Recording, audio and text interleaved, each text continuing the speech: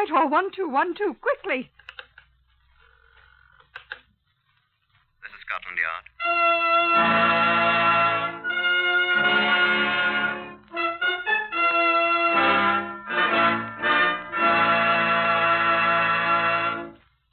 For the first time in history, Scotland Yard opens its secret files to bring you the authentic, true stories of some of its most baffling cases.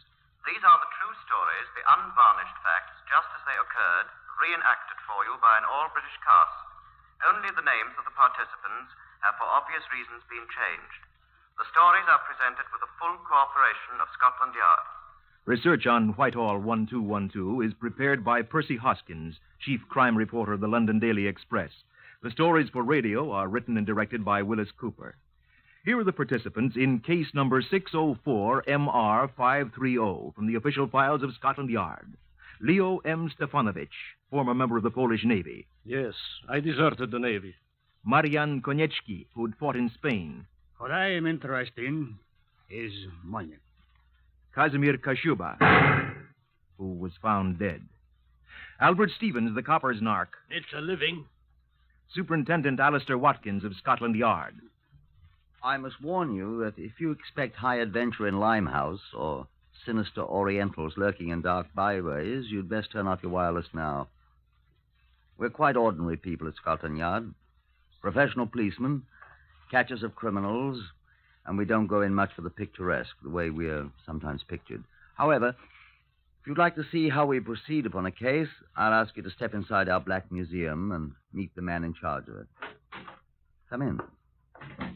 This is Chief Inspector John Davidson, who's in charge here. How do you do? I'm afraid that the so-called Black Museum is neither black nor a museum, nor is it the Grand Guignol.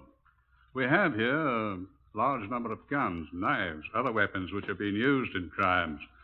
We have also disguises, clothing, exhibits of all sorts that have helped in solving many of these crimes. I think you ought to explain, John, why we keep these gruesome relics. Yes, indeed. They're here for a purpose quite removed from idle curiosity. They're principally for the use of the men of Scotland Yard in studying crime techniques and exemplars of crime methods. They bring to life the cold words contained in our files, and the most useful as well as graphic. For example, in this case, Superintendent Watkins is reenacting for you. Now, this is a bullet that killed a man. It was fired from this gun, 32 caliber Waltham automatic pistol. And it was Scotland Yard's job to prove that. And this, the top of an ordinary mechanical pencil. This was a very important bit of evidence. Just a cheap little metal pencil. It wasn't cheap for the man who lost it, John. Well, it cost him his life, you see.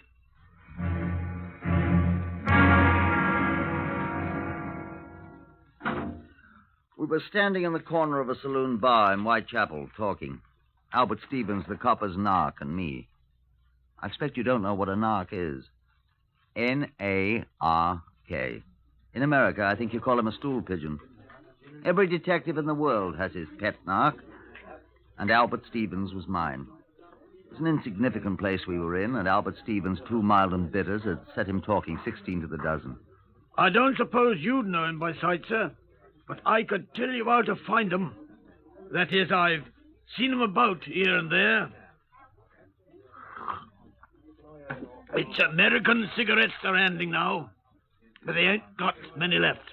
And when they're sold out of them, they'll try something else. Have you got any ideas, Albert? No, sir, not yet. But it'll be something big, I'm sure of that. Do they know you, do you suppose? Nobody notices a taxi driver, sir. They've rode in my cab twice now, and they've never even looked at my face. But I've looked at them. Will you have another mild and bitter, Albert? Well, I wouldn't say no, sir. Here, miss. Fill this up here, will you, again? Will you? Thank you. They're some kind of foreigners, sir, they are. Thank you, miss. This I know. They're in the black market up to here. You said that. What kind of foreigners? I can't understand them much, except when they talk about, well, what they think is English. Greeks or Spaniards or Russians, I think. All 3 of them. Oh, they tip quite nice, too. But you're sure they're in the black market? No doubt about it, sir. I hear enough about it. Don't know their names. Well, one is called Marion, Marion? and the other's name is Kashmir. Kashmir. Maybe he's an Hindu. And the other is a gentleman in some kind of navy, sir. Not ours. Some foreign navy.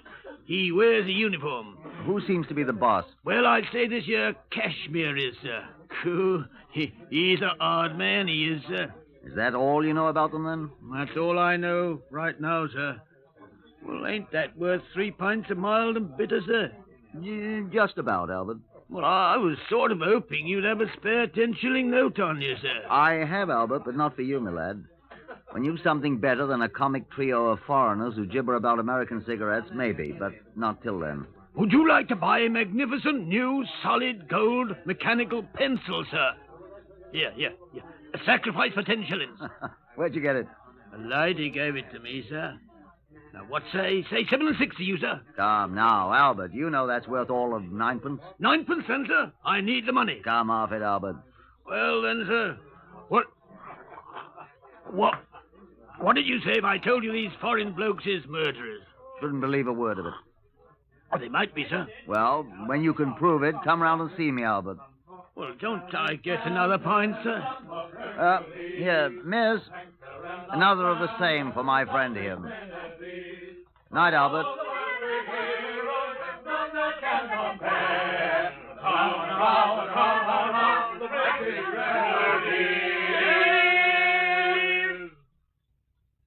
Scotland Yard next morning, I walked leisurely down the long corridor on the second floor that leads to my office.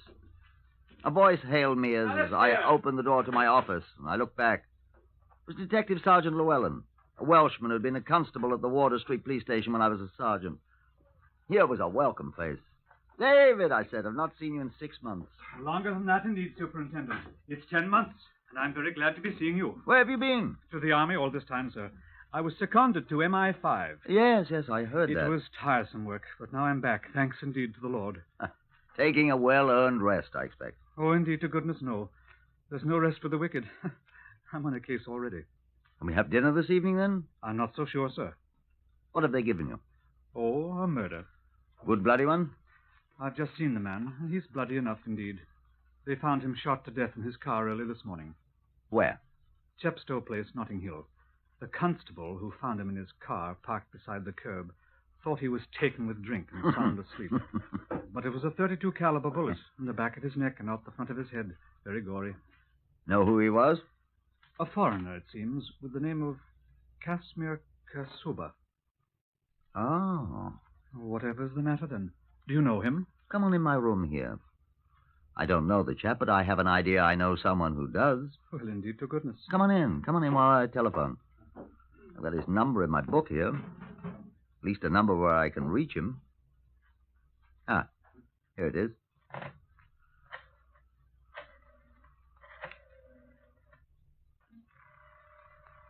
Whoever is he, Superintendent? Chap named Albert Stevens, a narc. Talking to him just last night. Mentioned a chap named Kashmir, he called him. Foreigner.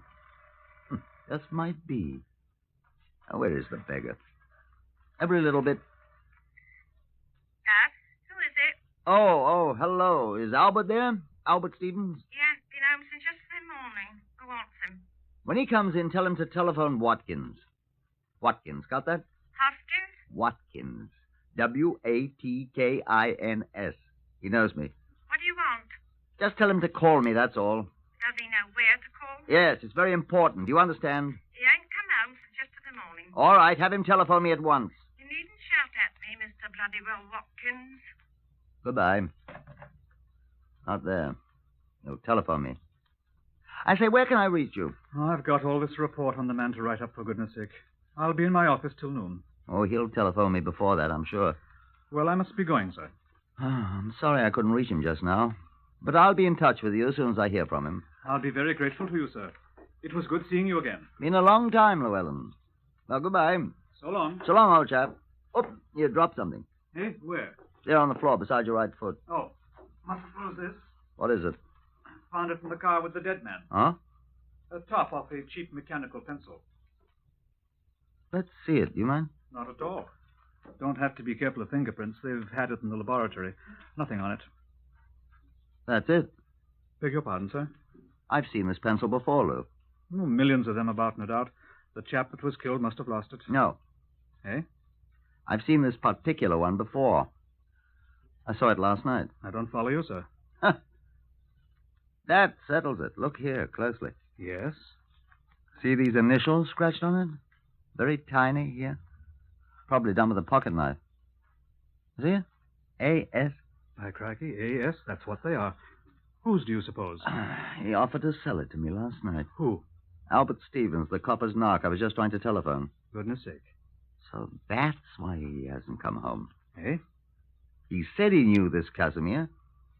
He said Casimir had money, and money was what he needed. Well, Casimir was robbed, we know that. But I never knew a copper's narc to have the courage to commit murder, sir. Why, I bought him the courage, old boy. 4 pints of mild and bitter. Suppose that makes me an accessory to murder?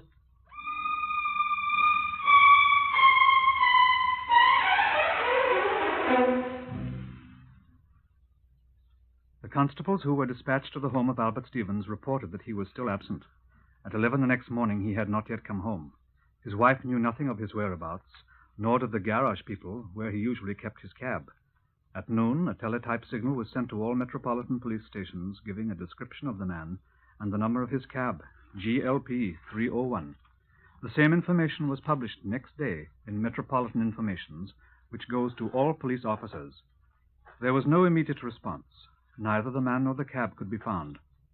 By now, Superintendent Watkins had been officially assigned to the case, and on the morning of the 4th day, we held a strategy meeting in his office.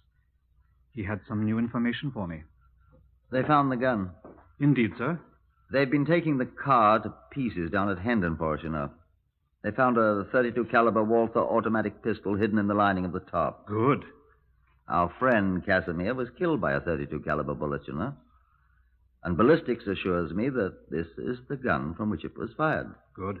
Fingerprints? What? Fingerprints. None. The ballistics say they're sure that more than one shot was fired from the gun. How could they tell that? There are 2 cartridges missing from the clip. And it seems they found too much powder fouling in the receiver and the barrel for one shot. I don't quite understand, but they're quite positive. They find more than one bullet? Only the one that went through Casimir's head. It was embedded in the dash of the car. Where's this other one, then? Somebody else's body, I expect. That whose, I say. Yes. Oh, blast. Superintendent Watkins here. Hi, Watkins. Fletcher here, T Division. Hello, Sailor. Look here, we found your man Albert Stevens. Oh, good. Found him. Oh. Where was he? Sitting in his taxicab. Where? At the bottom of the Thames. What? Near Wapping Old Stairs. One of our boats found him. Is he dead? Twice dead, old chap. Drowned and a bullet through his heart. Well, so that's where the other bullet went.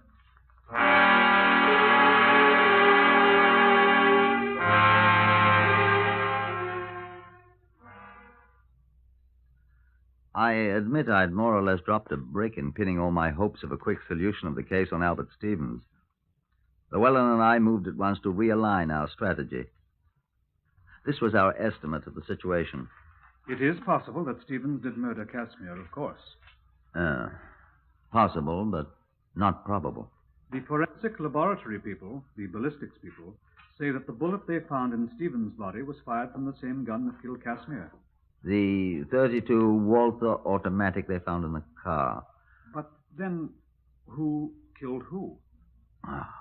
I suspect that since the gun was found in the car with Casimir, he was the last one shot, wouldn't you? Well, then, of course, Stevens couldn't have killed him. Right. Stevens must have been dead and at the bottom of the Thames when Casimir was shot. Then who killed Casimir? Obviously not Stevens. The forensic laboratory can tell us who died first, I hope. We know. How? The gun. It was with Casimir, remember? Unless someone shot him, then took the gun and killed Stevens with it, pushed him into the Thames, and then brought the gun back. Sounds silly. Indeed. Then who shot Casimir? One of Stevens' friends might have if he knew Casimir killed Stevens. Revenge. How do we know Casimir shot Stevens? Well, we... Besides, Stevens didn't have any friends. Except me. And I don't think I did it. His wife, perhaps? Yeah. Perhaps. Well, besides, how could she get that gun? No friends. None I know of. I knew Albert rather well. Ha. What? Casimir had friends, though. Albert told me about them. Who? A man named, woman's name, Marion. I don't know. Him. And a man who wears a foreign Navy uniform.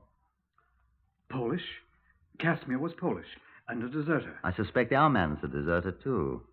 They were all mixed up in the black market, Albert said. What sort of black market, sir? Oh, all sorts, it appears. Why should they kill Casimir? Or Albert Stevens? Well, Albert, that's simple. They found out he was an informer, a narc. Why Casimir? Oh, people have been murdered for money before. Perhaps Casimir was cheating them. He was apparently the boss. Well, a crook who cheats a fellow crook is asking for it. Let's get on to Marion and the Navy officer. All we have to do is find them.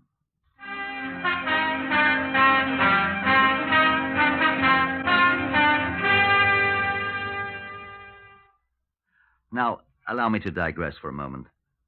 There was, of course, no record anywhere of Casimir's former address. We put people on that at once, suspecting that Marion and the Navy officer might live close to Casimir's home. But another day dragged by without tangible result. I was sitting gloomily in my office, trying to think of a more tenable theory than the one we had tentatively adopted. Oh, blast the phone. Yes, Watkins here. Glad to see you, sir. Inspector. What's her name? Name, please.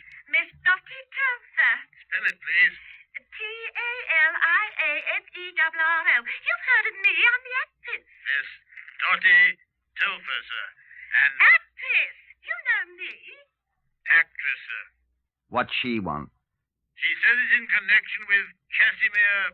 What was the name, miss? Kashuber, I said. I heard her. Yes, sir. Send her in. Yes, sir. And ask Sergeant Llewellyn if he'll just step in here. Yes, sir.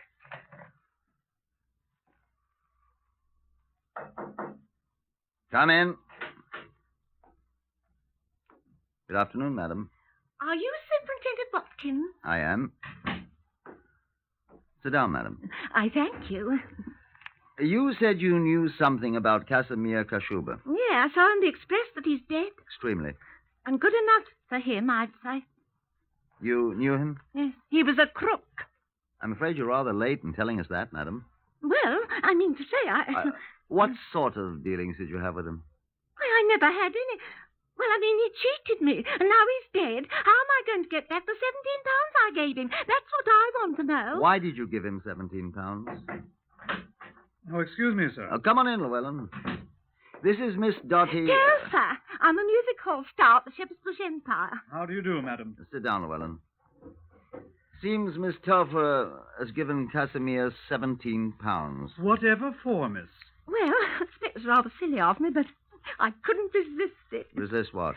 Well, I was having a late supper after the show last Tuesday, and there was a man, Kashmir Kashuba it turned out to be, sitting 2 tables away from me. That the first time you met him? Of course. Do you think that... On the table before him was the most magnificent handbag. Handbag? A woman's handbag, the kind I hadn't seen for simply years. I couldn't resist doing what I did. What did you do, madam? Oh, I know it's breaking the law, but isn't everyone in the black market? Not everyone exactly. Oh, well, I just stepped over to the table and introduced myself, and he gave me his name, and I said, would you mind terribly telling me where you got that adorable bag? I wanted one myself, you know. Black market. So he said he manufactured them and that I could have one if I liked. All I had to do was to give him £17 so that he could buy the special leather it was made of. And in a day or two, I could call at his flat and it'd be ready for me, do you see? And you fell for that old one? You called at his flat? Would you believe it? When I called, He professed never having seen me. He said he was not a manufacturer. He wasn't. And nothing I could say would make him give me back my £17 or the bag. And did you kill him then? I did not. Later, perhaps. I never killed anyone in my life. I'm a law-abiding... Will you give us the address, my dear law-abiding young woman? Oh, it's in Maida Vale somewhere. I think I have it here, in my shabby old handbag. Thank you very much, Miss... Telfer. An actress, I think you said, yes. Well, that'll be all, Miss Telfer, and thank you very much. Come along, Llewellyn. Right. Yes, but how am I going to get my £17 back? The man's dead You're now. not going to get it back, Miss Telfer. What? You're very fortunate. The black markets cost you only £17. It cost Casimir his life. Ready, Llewellyn? Within 20 minutes, a Scotland Yard car dropped us at the address in Maida Vale Miss Telfer, actress, had supplied us. We interviewed the proprietor of that dismal place, a cross-eyed young man in an unusually dirty waistcoat in the red Mingus tartan. His name, he informed us, was Ian Kalbfleisch, and he had a cold. No, he ain't here. We're quite aware of that, my good man. He's dead. Did you murder him? No. Are you in the black market, too? No. May we see his room? Say this anymore. Whose is it, then? Another man. Who? An officer. Navy officer. Oh? RN, RNR, or RNVR? Not one of ours. Polish Navy. When did this Polish naval officer take the room, Mr. Kalbfleisch? Day after the murder. Oh, you know the day of the murder, then? I can read. Was it all the papers? Is this man here now? No. Will he return? He always has. Was this naval officer a friend of Casimir's? I don't know. May we see the room? Got a warrant? Yes. All right. Second door on the left. Come on, Lou. All right. It's unlocked. Come on. No, leave the door open, Lou. Our friend with a runny nose might just warn him that we're here. Right. I'll keep watch. While Llewellyn kept watch from the open door, I made a quick search of the place. I found nothing at all of any apparent importance until I went through the pockets of the navy greatcoat in the closet. I was about to exhibit my findings to Llewellyn when he hissed sharply at me from the doorway. What's up? Chap coming in, wearing a navy uniform. People in your room, Commander. Who are they? Police. Scotland Yard. What do they want? If you'll come in, Commander, we'll be glad to tell you. Who are you? Sergeant Llewellyn of Scotland Yard. I think you'd best come in, sir.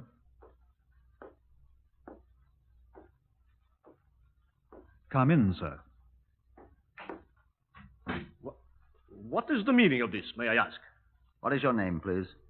Leo M. Stefanowitz, Commander, Polish Navy. What do you want? I should like to ask you a question. Well? May I ask you where you got this mechanical pencil, sir? I will tell you. I got it, Well, where did you get it? I didn't kill him. Kill whom, Commander? Why, Casimir Kashuba. This was Albert Stevens' pencil, Commander. I didn't kill Albert. The top of this pencil was found in the car with Casimir Kashuba's body, Commander. I didn't do it. Perhaps you can explain, then. Yes, Well? Marion did the killing. Oh, indeed, Marion. Yes, I told him not. It was Marion who did it, not me. Oh, our friend Marion. He did it.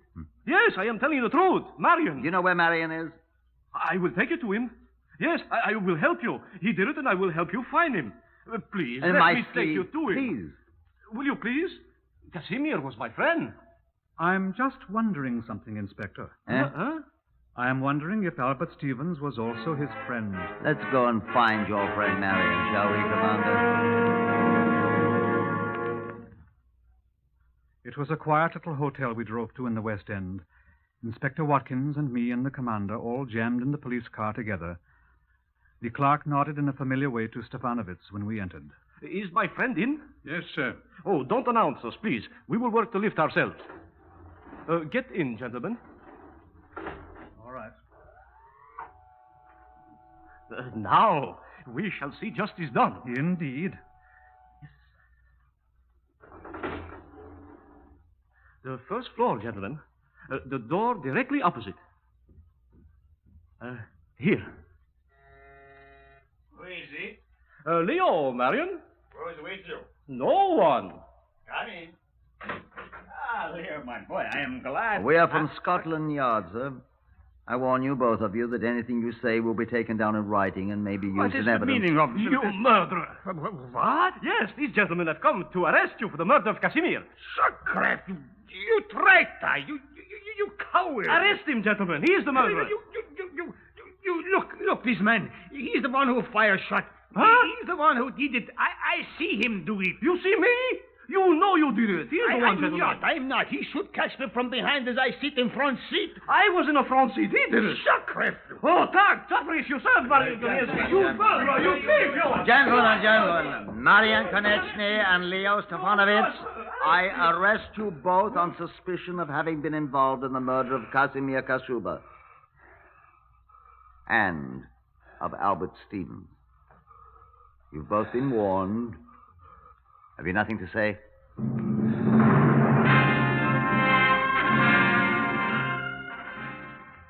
At the trial, the two men admitted all the details of the two murders. Albert Stevens, it seems, had talked too much about his relations with the police, and someone in a moment of rage had shot him, and his cab had been dumped into the Thames. Walking away from there together, they'd stolen a motor car. Casimir Kashuba, who had been drinking heavily, twitted his companions about the new hold he had on them as murderers. He boasted that he had had no part in the crime, and one of the two men had shot him in the back of the neck with a Walther automatic pistol. Each man blamed the other. The jury took 25 minutes to decide who was guilty. Mr. Justice McConaughey placed the black cap on his head. Marian Konechny, Leo Stefanovitch, the jury have found you and each of you guilty of the murder of Casimir Kashuba.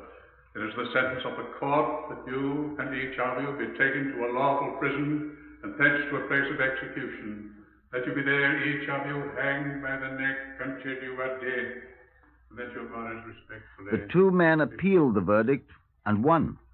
They were immediately tried for the murder of Albert Stevens and again heard the fatal words, that you there, each of you, be hanged by the neck until you are dead. The latter sentence was carried out.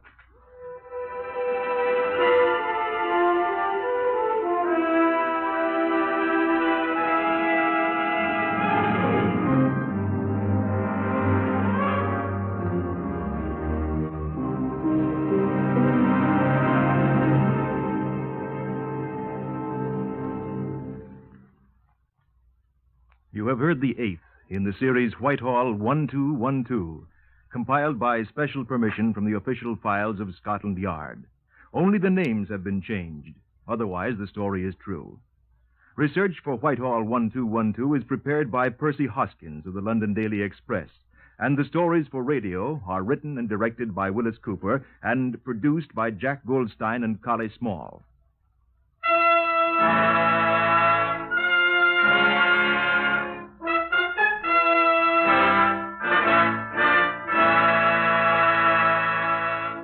Three chimes mean good times on NBC. There's adventure zooming your way today with Joel McCrae featured in another authentic story based on the files of the Texas Rangers.